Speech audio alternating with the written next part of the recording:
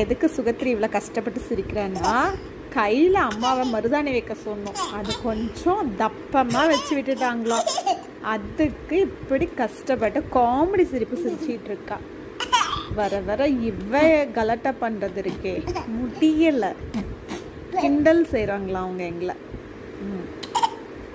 போதும், அத சிரிப்பு வரல, நிறுத்து. முக்கி எல்லாரும் சிரிக்காத.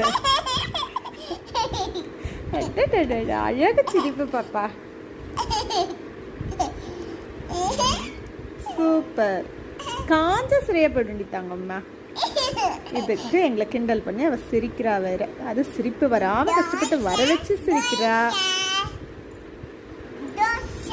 தோசை மாதிரி இருக்கா மருதாணி?